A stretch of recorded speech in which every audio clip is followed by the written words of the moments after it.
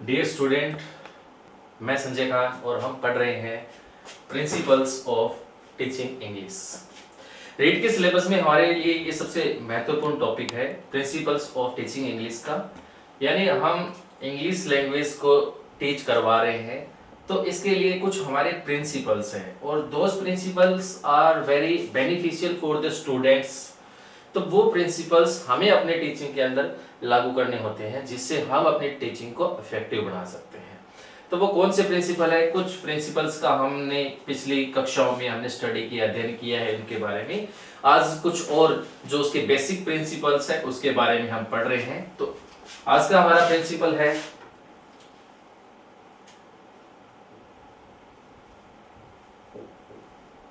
Principle of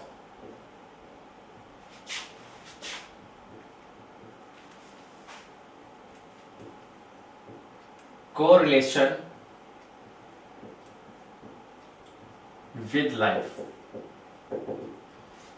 हमारा principal है correlation with life, यानी हमें अब इंग्लिश की टीचिंग करवानी है और हम इंग्लिश की जब टीचिंग करवा रहे हैं तो हम अंग्रेजी भाषा को, इंग्लिश लैंग्वेज को हम स्टूडेंट्स के अंदर किस प्रकार से हम डेवलप कर सकते हैं।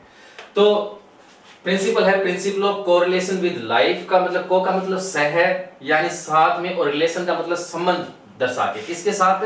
जीवन के साथ। यानी इंग्लिश लैंग्वेज को हमारा जो जीवन है, हमारी जो लाइफ है उसके साथ हम रिलेशन क्रिएट करें और उस रिलेशन क्रिएट करके हम स्टूडेंट में इंग्लिश लैंग्वेज को डेवलप कर सकते हैं।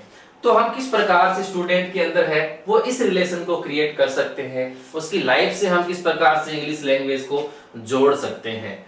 तो बहुत ही इंपॉर्टेंट चीज है। तो सबसे पहले चीज है कि जो भी हम स्टूडेंट को वर्ड्स बताएंगे, जो भी हमारे वर्ड्स होंगे और जो भी हमारी स्ट्रक्चर होगी, जो भी हमारे शब्द होंगे और जो हमारी स्ट्रक्चर होगी। स्ट्रक्चर कौन सी? जिस स्ट्रक्चर्स के मीडियम से, जिस स्ट्रक्चर के माध्यम से हम क्या करते हैं, सेंटेंसेस को क्रिएट करते हैं, सेंटेंसेस को बनाते हैं और स्टूडेंट के सामने हम प्रोवाइड करते हैं। तो वो सेंटेंसेस और जो वो वर्ड्स है वो क्या होने चाहिए? Should be connected with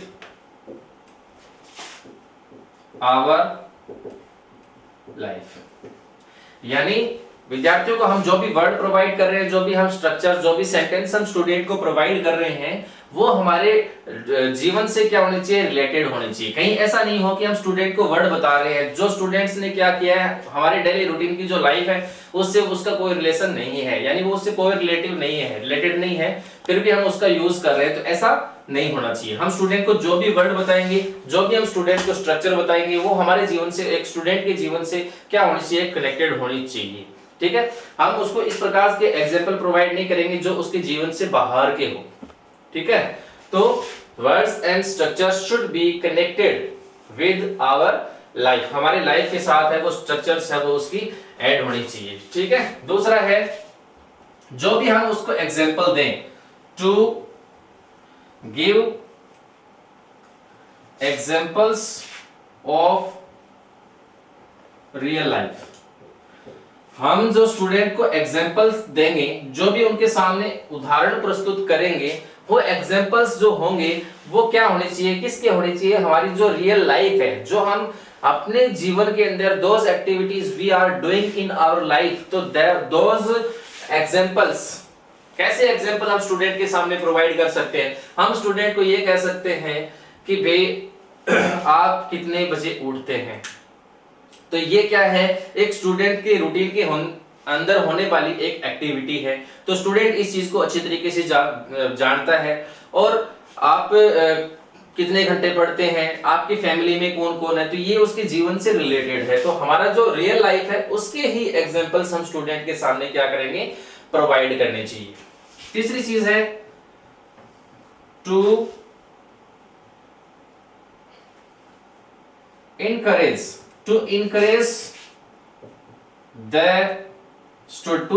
students. Student को हम क्या करेंगे? इनकरेज करेंगे। इनकरेज करने का मतलब उसको प्रोत्साहित करेंगे स्टूडेंट्स को। किस चीज के लिए? एडिंग विद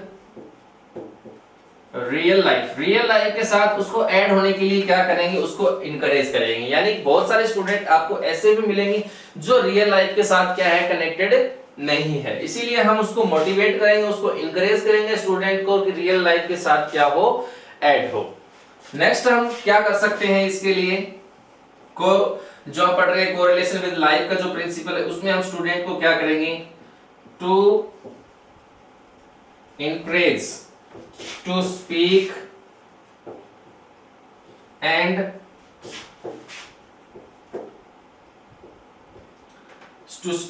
their understanding जो होगी, वो अंडरस्टैंडिंग किसके अंदर होनी चाहिए, उनकी वो इंग्लिश में कोई चीज को अंडरस्टूड कर सके और जो स्पीक कर सके वो इसी इन्वायरमेंट में रहकर अपने रियल लाइफ को क्या कर सकें, स्पीक कर सकें। स्टूडेंट्स है वो इसी रियल लाइफ में रहकर है वो क्या कर सके, स्पीक कर सके, और स्पीक के लिए हम स्टूडेंट को क्या करेंगे, हम इनकरेज करेंगे। क्या करेंगे, इनकरेज होना जरूरी है। ठीक है, तो ये चार चीजें हैं जो वर्ड्स हम स्टूडेंट को प्रोवाइड करेंगे, वर्ड्स और जो स्ट्रक्चर होगी हमारी, वो हमारी आवर लाइफ जो होगी उससे कनेक्टेड होनी चाहिए। जो भी हम स्टूडेंट के सामने क्या कर रहे हैं, एग्जांपल्स प्रोवाइड कर रहे हैं, तो वो जो एग्जांपल्स है वो हमारी रियल लाइफ से क्या होनी चाहिए, कनेक्टेड होनी चाहिए। उसके बाद में स्टूडेंट को हमारे उस रियल लाइफ के साथ कनेक्टेड होने के लिए उसको इनकरेज करना जरूरी है। उसके बाद में टू इनकरेज टू स्पीक, उनके साथ स्पीक करना, इन्वायरमेंट के जो रियल लाइफ है उसके साथ उनको स्पीक करने के लिए अपॉर्चुनिटीज प्रोवाइड करना, और उनकी जो अंडरस्टैंडिंग है वो इंग्लिश के अंदर वो स्टूडेंट्स है वो उस अपने रियल लाइफ की जो ट्रेडिशंस है, कस्टम्स है, जो डेली रूटीन के जो सेंटेंसेस है उसको वो अच्छे तरीके से सीख सके। तो स्टूडेंट ये था हमारा principle of correlation with life.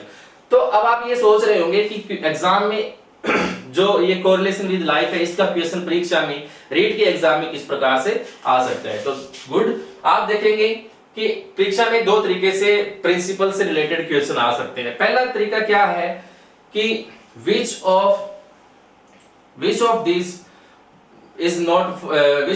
the following is not in correlation with life। ऐसे क्वेश्चन हो सकता है कि निम्नलिखित में से कोरिलेशन विद लाइफ से कौन सा तथ्य है वो सही नहीं है। अब तथ्यों के बारे में आप जानकारी प्राप्त कर चुके हैं कि रियल लाइफ सिचुएशन से हमें ऐड होना है। ठीक है, और दूसरा क्वेश्चन ऐसे हो सकता है कि what is the correct about real life से, या फिर रियल लाइफ से रिलेटेड मान लो इनमें से कोई भी एक लाइन ऐसे आ जाए कि students can understand yes words and structure should be provided to connect with our life to the student, ऐसे कोई आ गया और नीचे पूछ लिया कि ये है वो इंग्लिश के कौन से प्रिंसिपल्स के अकॉर्डिंग हम इसको डेवलप कर सकते हैं। तो आप बता सकते हैं कि इस चीज को हम किससे कर सकते हैं, कोरिलेशन विद लाइफ के साथ कर सकते हैं।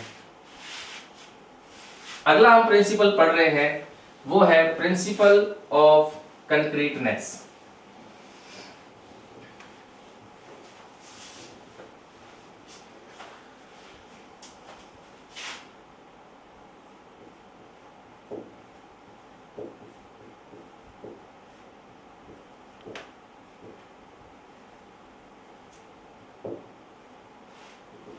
Principal of concreteness, principle of concreteness जो है इंग्लिश के अंदर, जो कंक्रीटनेस का मतलब क्या है,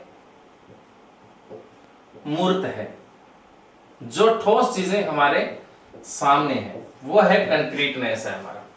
यानी हम इंग्लिश लैंग्वेज को स्टूडेंट के अंदर इस प्रकार से भी डेवलप कर सकते हैं कि जो अब्स्ट्रैक्शन होते हैं, जो अमूर्त विचार है, उसमें क्या होता है स्टूडेंट जो प्राइमरी लेवल में है, 1st to 8th तक है, वो हम स्टार्टिंग बेस में इन द बिगिनिंग हम जो स्टूडेंट को सिखा रहे हैं उसमें क्या होता है कि विद्यार्थी अब्स्ट्रैक्शन को समझ नहीं पाता है, क्योंकि वो अब्स्ट्रैक्शन को अपनी आंखों के सामने नहीं देख सकता है, उन्हें वो टच नहीं कर सकता है, सिर्फ उसको क्या किया जा सकता है, फील किया जा सकता है। और इन द बिगिनिंग और शुरुआत में क्या होता है, ये जो काम है ये स्टूडेंट के लिए बहुत ही क्या होता है, डिफिकल्ट रहता है।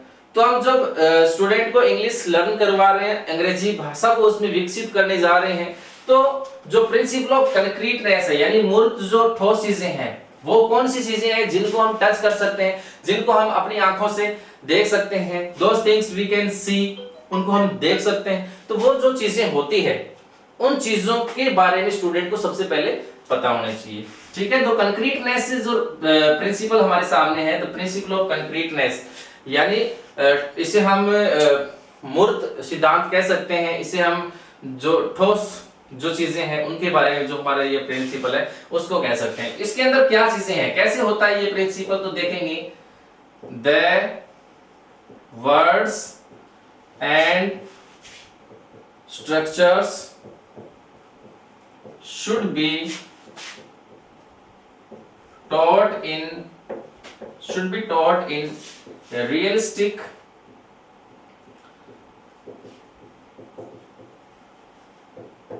सिचुएशंस। हमारी जो रियलिस्टिक सिचुएशन है, जो हमारी वास्तविक जो स्थिति है, उसमें ही वर्ड्स और स्ट्रक्चर्स को स्टूडेंट को टीच करवाना चाहिए। ठीक है, मैं इसके लिए आपको मतलब एक एग्जांपल, एक प्रैक्टिकली आपको बताना चाहता हूं। जैसे हम क्लास के अंदर इंटर्ड होते हैं तो हम ऑब्जर्व करते हैं कि स्टूडेंट बैठे हमारे सामने और हम स्टूडेंट के अंदर इंग्लिश लैंग्वेज डेवलप कर रहे हैं। आप अचानक से स्टूडेंट के सामने ऐसा कोई वर्ड्स रखते हैं जिन्होंने स्टूडेंट ने कभी ऐसा देखा ही नहीं है, यानी स्टूडेंट उनको हिंदी में भी नहीं जानते। ठीक है, तो वो उसके बारे में इमेजिन भी नहीं कर पाएगा। तो हम उसको रियलिस्टिक जो सिचुएशंस है उसके लाइफ से रिलेटेड है उसको हम उसको बताएंगे। जैसे हम उसको बता सकते हैं, जैसे हम क्लासरूम की सिचुएशंस को लें, क्लासरूम की बातों को लेकर दें, तो हम स्टूडेंट को बता सकते हैं कि स्टूडेंट ये हमारा ब्लैक बोर्ड है, ये हमारा चौक है, ये हमारा डस्टर है। आप सारे नाम इंग्लिश के अंदर ले रहे हैं, लेकिन उसके बाद भी स्टूडेंट उसको अच्छी तरीके से अंडरस्टूड हो रहा है उससे। ठीक है, अगर घर की बात बता रहे हैं तो उनके रियलिस्टिक लाइफ से हम उसको बता सकते हैं, देखो बेटा जो किचन है, किचन है, विंडो है, जो हमारा यार्ड है, रूफ है, रूम है। इस प्रकार की जो वर्ड्स है वो हम स्टूडेंट में डेवलप कर सकते हैं। तो जो वर्ड्स और जो स्ट्रक्चर्स होंगे वो हमें रियलिस्टिक सिचुएशंस के अंदर क्या करना है, टीच करवाना है। दूसरा क्या है कि जो टीचर है, the teacher should begin with concrete things। जो ठोस वस्तुएं हैं, जिन वस्तुओं को हम देख सकते हैं, छू सकते हैं, उन वस्तुओं से टीचर को क्या होना चाहिए, बिगिन करना चाहिए। उनसे ही कंक्रीट थिंग्स से उनको शुरू करना चाहिए। एक टीचर जब स्टूडेंट के सामने प्रोवाइड कर रहा है तो उनको वो ठोस चीजें हैं वो ही बताएं। उनको बताएं कि the student, this is the classroom, he is your teacher, you are student. तो जो वो जानते हैं और जिनको वो देख सकते हैं, उनको टच कर सकते हैं, जो उसके सराउंडिंग में जो चीजें होती है वो स्टूडेंट के सामने हम प्रोवाइड करवाएं, ताकि वो उसको इजीली क्या कर सके, सीख सके, इजीली वो उनकी लर्निंग कर सकता है। तीसरी चीजें जो है, ये दोनों चीजें बहुत ही इंपॉर्टेंट है, जो प्रिंसिपल ऑफ कंक्रीटनेस है उसको अंडरस्टूड करने के लिए। तीसरी जो चीजें हैं वो क्या होनी चाहिए, he should create real concept in the mind of student.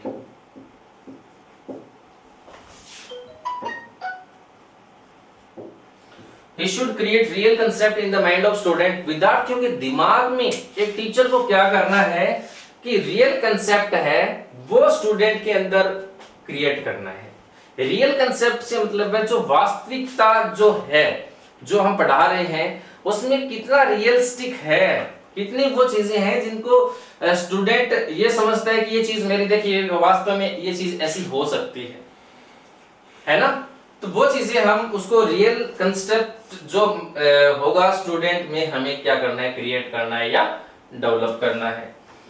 चौथी चीज जो सबसे इंपॉर्टेंट है, तीन चीजें हो गई है, तीनों चीजों को आप लर्न करेंगे, तीनों चीजों को आप सीखेंगे। एक आपने नाम सुना है पीसी रैंक। कई बार क्या होता है कि जो हमारे प्रिंसिपल्स है, इन प्रिंसिपल से रिलेटेड क्या होता है, हमें पूछ लिया जाता है। क्या पूछ लिया जाता है कि भाई जो हमारी, जो कोई इंग्लिश का राइटर है, कोई इंग्लिश का जो साइकोलॉजी है, जो पेडालॉजी जो होगी, उसके अंदर जो स्टूडेंट्स को डेफिनेशन दी जाती है ग्रेड के विद्यार्थियों को, वो डेफिनेशन हमें क्या करनी होती है, याद रखनी होती है। तो वैसे एक डेफिनेशन है, आपने नाम सुना होगा पीसी रैन का।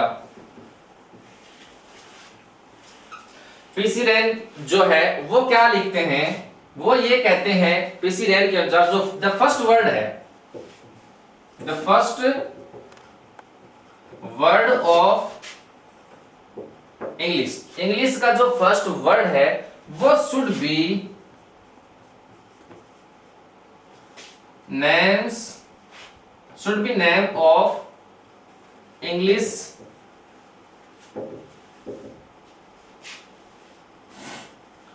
things। जो अंग्रेजी की जो वस्तुएं, जो अंग्रेजी में नाम है उन वस्तुओं का, जो वस्तुएं हैं, नेम ऑफ इंग्लिश होना चाहिए उन वस्तुओं का। जो भी हम फर्स्ट शब्द, पहला शब्द हम स्टूडेंट को सिखा रहे हैं, तो जो पहला जो शब्द हम उनको जो सिखा रहे हैं और स्टूडेंट उसके बारे में जानते हैं, तो उसका इंग्लिश का नाम होना चाहिए, यानी इंग्लिश में हम उसको सिखाएं। जैसे एप्पल सिखा रहे हैं, तो एप्पल स्टूडेंट अच्छी तरीके से जानते हैं, उनका देखा हो भी एप्पल, तो हम उसको स्टार्टिंग में हम बताएं पीसी रैन के अनुसार, तो कंक्रीट है एप्पल हमारे लिए, और वो हम बता सकते हैं कि देखो दिस इज एन एप्पल, ये क्या है, एप्पल है, ठीक है। हम उसको सेव नहीं बताकर हम उसको एप्पल बता सकते हैं इसके अनुसार। और जो दोस थिंग्स, यानी उन वस्तुओं के हिसाब से वो बता रहा है, दोस थिंग्स शुड बी, किसमें होनी चाहिए, जो वस्तुएं वो पढ़ा रहा है, जो वस्तुएं स्टूडेंट की देखी ऑलरेडी उनको पढ़ा रहा है, तो वो क्या होना चाहिए, those things should be in concrete, concrete में होनी चाहिए वो चीजें, और साथ में क्या होनी चाहिए कि उनका ऑलरेडी नोन हो, ऑलरेडी क्या हो, स्टूडेंट के लिए नोन हो, चाहे वो दूसरी भाषा में क्यों ना हो। स्टूडेंट की नोन का मतलब यह है कि वो विद्यार्थियों की देखी हुई होनी चाहिए, यानी स्टूडेंट की वो चीज देखी हुई है, स्टूडेंट उससे क्या है, नोन है, वो चीजें हैं वो स्टूडेंट के सामने रखनी हमें चाहिए, जो कंक्रीट है। तो ये हमारा है प्रिंसिपल ऑफ कंक्रीटनेस है। जो वर्ड्स और स्ट्रक्चर्स है वो हमें रियलिस्टिक सिचुएशंस के साथ क्या करने हैं, प्रोवाइड करने हैं। The teacher should begin the concrete thing, विद्यार्थी जो अध्यापक है वो विद्यार्थियों के सामने हमेशा कंक्रीट थिंग्स को बिगिन करेगा शुरुआत में, और he should create real concept in the mind of student, और स्टूडेंट के माइंड के अंदर हमें क्या करना है, एक रियल कंसेप्ट को क्या करना है, डेवलप करना है। पीसी रैन के अनुसार हम विद्यार्थी को अंग्रेजी सिखा रहे हैं, तो उसका जो पहला शब्द है वो अंग्रेजी का हो, नॉन वर्ड होना चाहिए, उससे स्टूडेंट है वो वाकिफ हो, वो उसे जानता हो। तो ये था स्टूडेंट्स हमारा प्रिंसिपल ऑफ कंक्रीटनेस का। और जो प्रिंसिपल ऑफ कंक्रीटनेस है, this is very easy principles to develop the English language in the students as well. और साथ में इससे रिलेटेड जो क्वेश्चन आएगा परीक्षा में वो इसकी डेफिनेशन से रिलेटेड आ जाएगा, तो आप इसको अच्छी तरीके से याद कर सकते हैं। नेक्स्ट जो हमारा प्रिंसिपल है वो है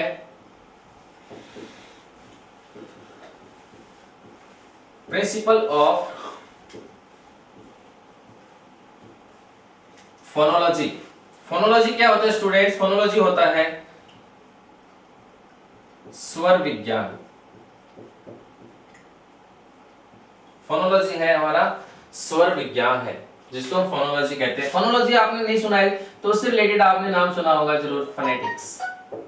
फोनेटिक्स क्या है, स्पीच साउंड है, तो ये फोनोलॉजी है, प्रिंसिपल ऑफ फोनोलॉजी। एंड इसको हम बोल सकते हैं कई बार इसका एक जगह और इसको एक साथ ही पढ़ लेंगे हम, वो ये है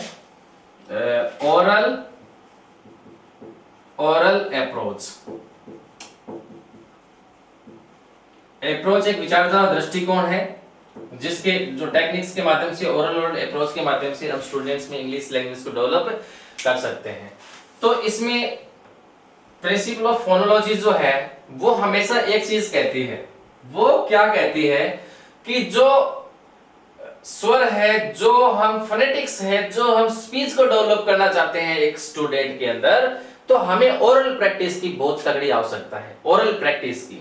तो ओरल प्रैक्टिस जो है, यानी ओरल प्रैक्टिस से आप समझ गए होंगे, यानी मौखिक अभ्यास।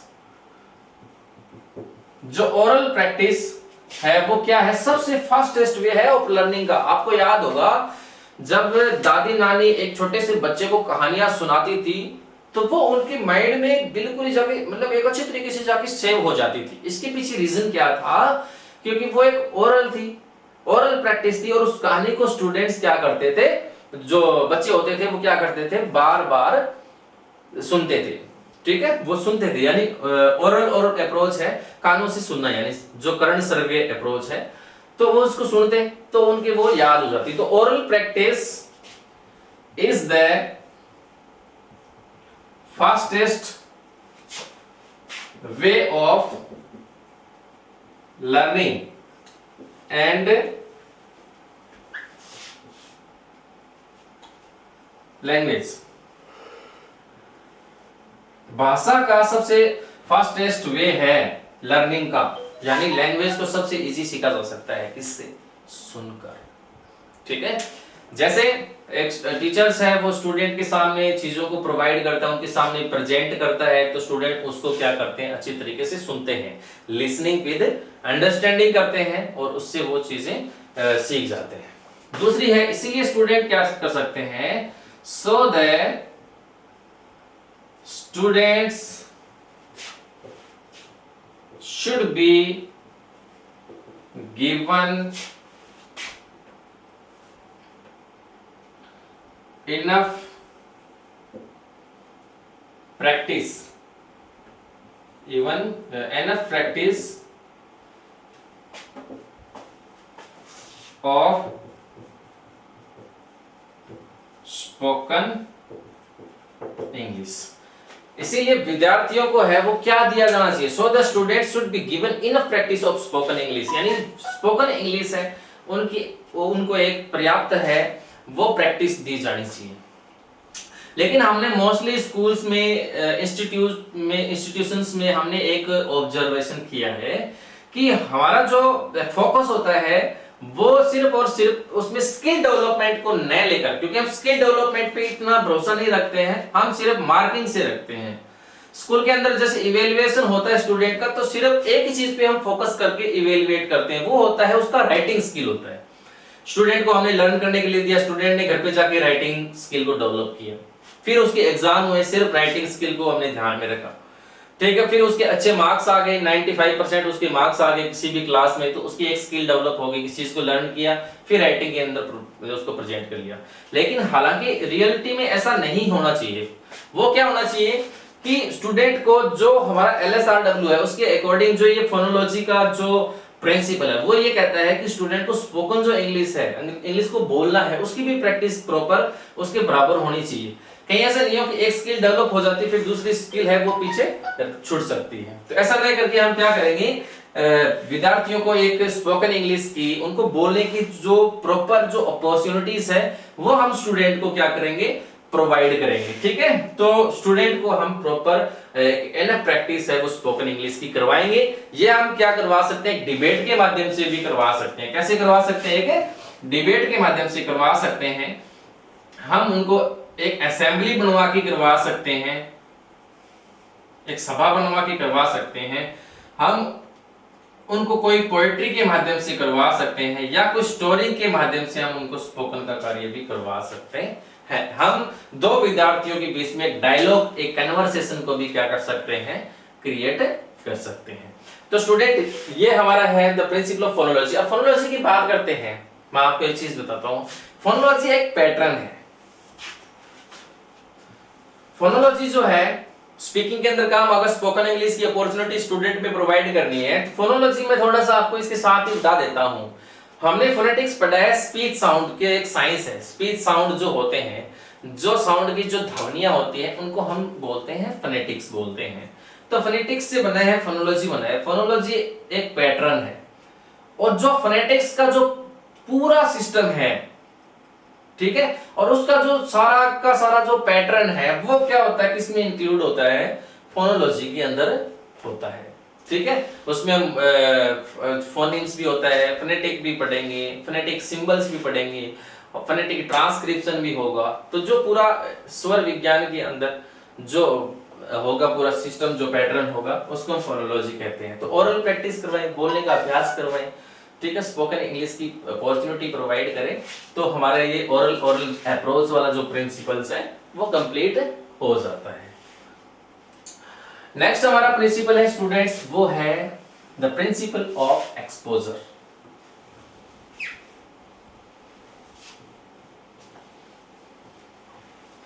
द प्रिंसिपल ऑफ एक्सपोजर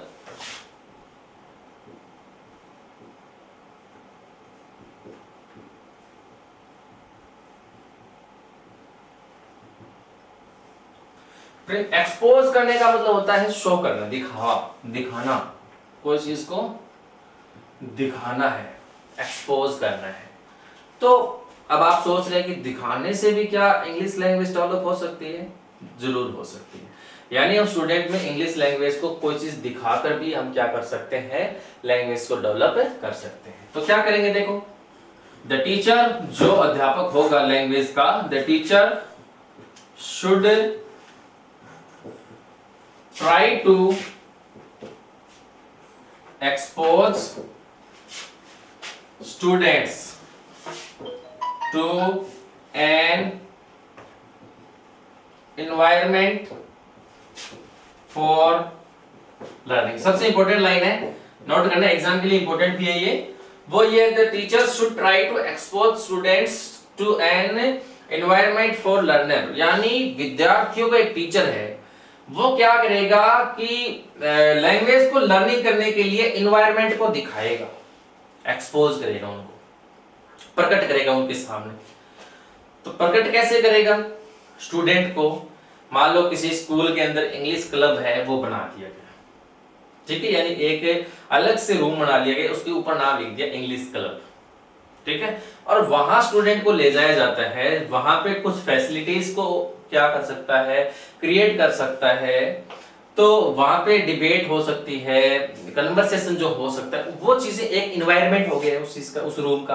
वो एनवायरनमेंट स्टूडेंट को क्या करेगा, एक्सपोज करेगा, प्रकट करेगा कि भाई देखो इस प्रकार का एनवायरनमेंट है, यहाँ देखो सभी बच्चे बोल रहे हैं, सारे इंग्लिश में बोलेंगे, तो इस प्रकार का एनवायरनमेंट होगा, वो एक्सपोज करना है। तो जो एनवायरनमेंट एक्सपोज होगा, उससे क्या होता है कि स्टूडेंट होते हैं वो उनका जो इंटरेस्ट है वो अराउज होता है, ठीक है, वो जगेगा, इंटरेस्ट जगेगा, इंटरेस्ट जग जाता है तो फिर वो उस चीज के पीछे क्या हो जाते हैं, क्यूरियस हो जाते हैं। तो क्यूरियसिटी जो उनके अंदर आएगी, तो उससे वो लैंग्वेज को क्या हो जाएगा, लैंग्वेज को लर्निंग करना सीख जाएंगे, यानी भाषा का अधिगम हो जाएगा। दूसरी चीज क्या है कि वो उसको एक्सपोज और कैसे अच्छे ढंग से कर सकता है। तो वो क्या करेगा, डिस्ट्रीब्यूट करेगा, डिस्ट्रीब्यूटिंग पैम्पलेट्स है, पैम्पलेट्स आपने सुना है, डिस्ट्रीब्यूटिंग पैम्पलेट्स, लैंग्वेज से रिलेटेड पैम्पलेट्स होने चाहिए, श्योर। तो पैम्पलेट्स है वो इन सिंपल लैंग्वेज के अंदर पैम्पलेट्स को स्टूडेंट को दिखाएगा, इन सिंपल लैंग्वेज, यानी सिंपल लैंग्वेज के अंदर पैम्पलेट्स को स्टूडेंट के अंदर क्या कर देगा, डिस्ट्रीब्यूट कर देगा, लैंग्वेज को लर्न करवाने के लिए। तो डिस्ट्रीब्यूट करने के पास स्टूडेंट के पास एक एक पैम्पलेट हो जाएगा, एक एक दो दो, जो भी वो डिस्ट्रीब्यूट करता है अध्यापक, तो वो हो जाता है।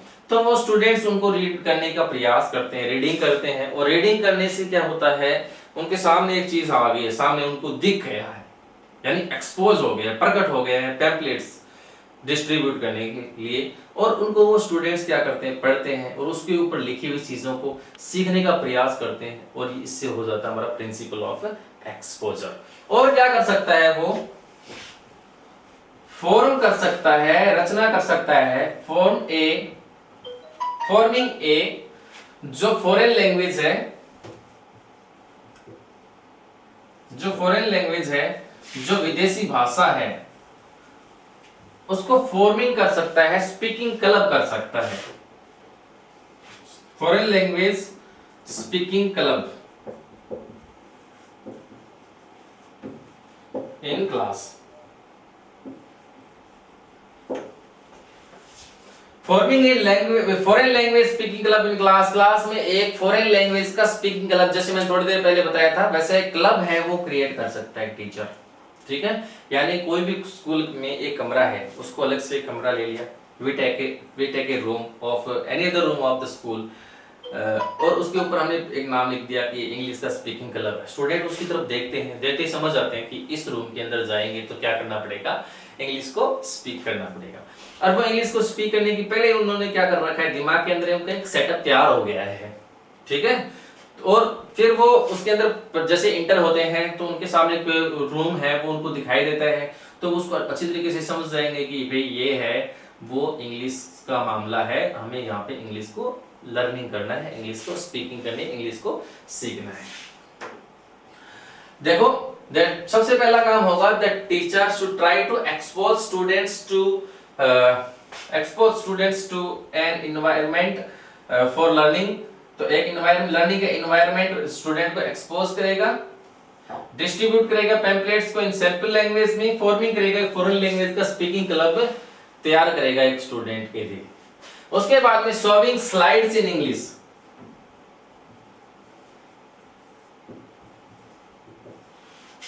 Solving slides in English, English के अंदर स्लाइड्स को शो करेगा, स्लाइड्स को क्या करेगा, शो करेगा, और स्लाइड्स को शो करेगा उसके साथ साथ डिस्प्ले भी करेगा, वो डिस्प्लेइंग चार्ट्स, यानी चार्ट्स को डिस्प्ले करेगा, displaying charts with simple language,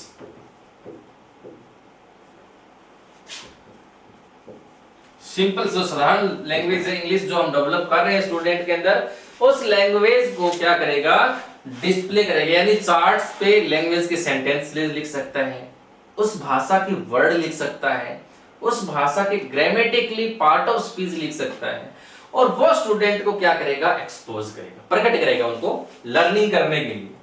ठीक है, तो ये 5 चीजें हैं, उन चीजों को आप याद रखेंगे, इस चीज के मीडियम से, उन चीज के माध्यम से है वो टीचर है वो स्टूडेंट के अंदर इंग्लिश लैंग्वेज को क्या कर सकता है, लर्निंग करवा सकता है। तो सबसे पहला है हमारे पास, the teacher should try to expose student to an environment for learning, distributing pamphlets in simple language, forming a foreign language speaking club in class, solving slides in English, displaying charts with simple language। और सबसे important चीज क्या है, वो एक और आप याद रखेंगे, वो ये है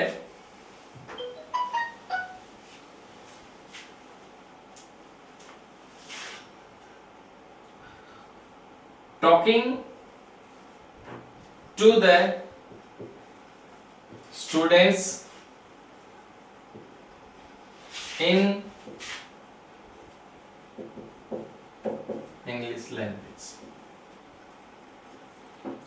अंग्रेजी भाषा में विद्यार्थियों के साथ कम्युनिकेट करना।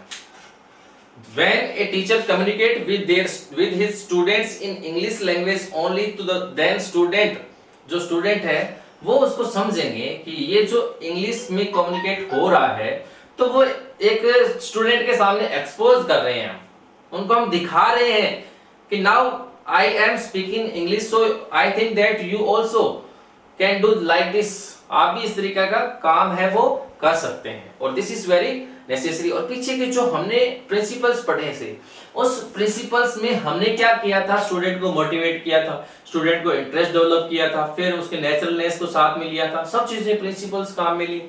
तो अब हमें ये काम भी करना है कि एक्सपोज भी करना पड़ेगा स्टूडेंट को। तो परीक्षा में जो आएगा, क्वेश्चन आएगा, तो ये 5-6 जो आपकी चीजें हैं कि आएगा कि हम विद्यार्थियों में लैंग्वेज को डेवलप करने के लिए, to develop English language in the students, what can we do, हम क्या कर सकते हैं। तो जैसे 3 इनमें से चीजें आ गई, फिर आपका ऑप्शन आ सकता है ऑल ऑफ द अबव, तो वो सही हो सकता है। ऐसे हो सकता है कि which is not correct for developing to expose in the students, language learning को स्टूडेंट करने के लिए जो एक्सपोज से रिलेटेड नहीं है, तो एक उसमें से इनमें से अलग होगा, एक इससे रिलेटेड हो सकता है, 3, तो वो उसका आंसर कर सकते हैं। इस प्रकार से हम इस लाइनों को अच्छे तरीके से देखेंगे, समझेंगे और सीखने का प्रयास करेंगे। ठीक है, तो ये था हमारा प्रिंसिपल ऑफ एक्सपोजर। नाउ हमारा बेसिक प्रिंसिपल्स और है, वो है principle of multiline approach, principle of multiline approach.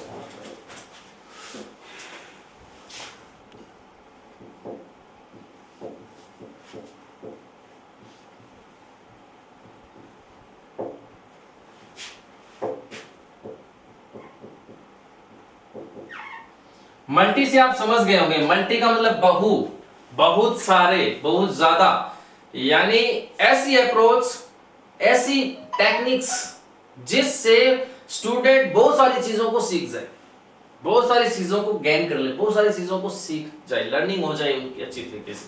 तो वो कौन सी चीजें हैं, मल्टीपल लाइन अप्रोच क्या है? तो मल्टीपल लाइन अप्रोच ये है स्टूडेंट्स, आप इसको बहुत अच्छे तरीके से समझ सकते हैं। इसके अंदर क्या करेगा, इन दिस, इसमें इंग्लिश टीचर जो होगा, जो अंग्रेजी भाषा का अध्यापक होगा, इंग्लिश टीचर शुड करना चाहिए, उसको एडॉप्ट करना चाहिए। एडॉप्ट क्या करेगा, वो स्वीकार क्या करेगा, मैनी अप्रोचेस को, मैनी अप्रोचेस, मैनी अप्रोचेस। और मैनी अप्रोचेस की हम बात करते हैं तो वो यानी approaches to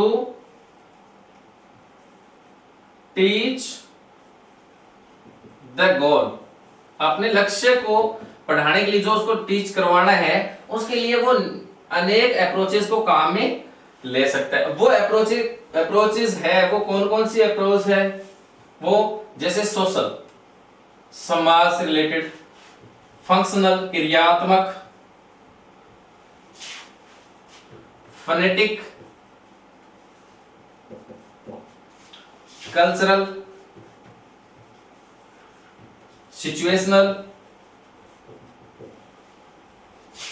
structural and behaviour.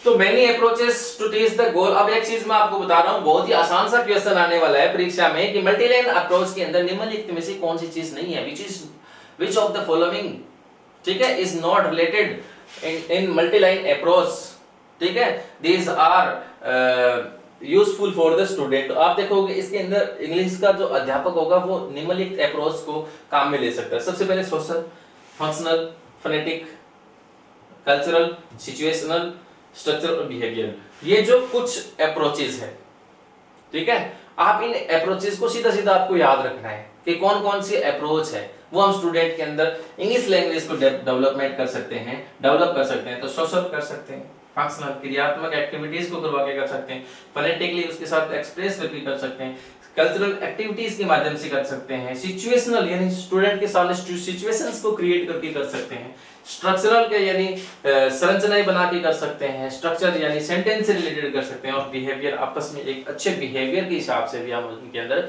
ये चीजों को डेवलप कर सकते हैं। तो जी स्टूडेंट, ये हमारा था basic principles of teaching English, यानी अंग्रेजी भाषा के जो बेसिक प्रिंसिपल है, वो जो यूजफुल बेसिक प्रिंसिपल है जिनके बेस पे हम स्टूडेंट के अंदर इंग्लिश लैंग्वेज को क्या कर सकते हैं, डेवलप कर सकते हैं।